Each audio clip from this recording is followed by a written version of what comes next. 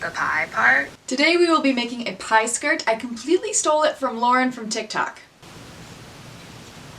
I did message her asking for permission and never heard back, so I'm just gonna roll with it. I got 2 yards of felt material from Hobby Lobby for $12. It was super wide, so hopefully this will be enough. My only concern as I start is I haven't really thought through how to do the waistband. If it should be elastic, or if I should put eyelets on it, or something else. We'll get there when it comes. This is a circle skirt that I made in high school. I like where it hits me at. I'm gonna use this as the template to help me cut out all of the strips. Oh, it might be in over my head.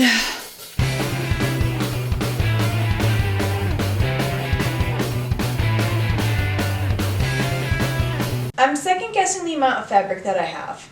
In my mind it would be easiest just to cut around this circle, but then in the middle that could potentially cause some wasted fabric, so I could just do the circumference of the circle divided by 4 and cut out 4 of those pieces. I would just like to take this moment to formally apologize to my high school geometry teacher. Mr. McCarthy, I'm sorry. You were right. I will use this later in life, and thank you for teaching me. Okay. After much self-deliberation, I've decided on 3-inch strips. Now that I'm thinking about it, never mind. I don't know what's happening. Okay.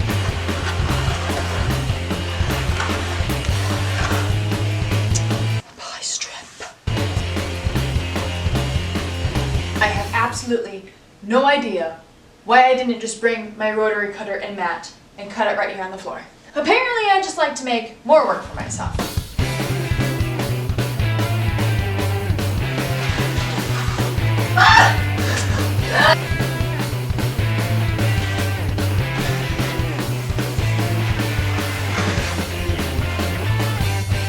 There might be an easier way to do this. Remember the compass you used in geometry class to make a perfect circle? I'm basically making one of those with 2 pencils and a piece of yarn that's half the diameter. Instead of cutting 1/4 of the circumference, which was the original plan, I ended up cutting half of it and then stitching the pieces together to form the circle. In order to make this skirt look more pie-y, I took my pinking shears or my serrated scissors and cut along the edge. I regret doing this already. You could do this for each strip, but I was lazy and my hand got tired, so I just did it for the pie crust. 10 points to anyone who knows what game my mother-in-law is playing. This part is pretty self-explanatory. Or should I say visual-explanatory? See-explanatory? Anyway, it was very difficult to weave the strips, so I highly recommend adding some weight along the edge. Looking at all these books is making me realize I have not read a ton of them, and my TBR is so long. But here's the problem, is the border. This is the pretty side. Spit it out, girl! There's a right side and a wrong side to felt. What I intended to do was sandwich the pie strips in between the circle you see and the pie crust part. I needed to pin the strips onto the right side of the circle, and I pinned them onto the wrong side. It doesn't really matter, it would just hide all of the edges better. I pinned everywhere the pie strips overlapped and then sewed a square around them. It took forever.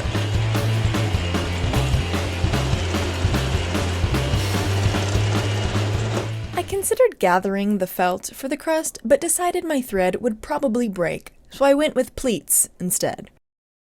Let's give it up for the natural lighting in this clip, making it look top-notch. As you can see, I just sewed right over the top of the pins, and the result was that my needle hit one pin and bent it at 90 degrees. This would have been fun as a giant pie pillow. I used more pins in this project than I have in a long time.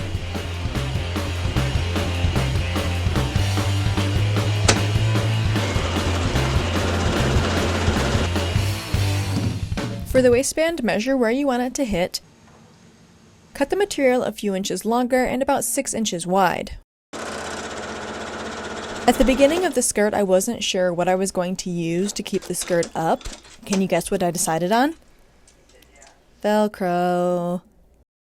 The only downside is that felt stretches easily, and the Velcro could fray the fibers, so you have to be a little careful when wearing the skirt. It's time to cut out the middle hole. My first idea was to fold it into 4ths and then cut 1/4 the area of my waist. Don't worry if that doesn't make sense, the next strategy was much better. This part is making me really nervous because if I mess up, There's no going back. Measure and mark a circle the size of your waist.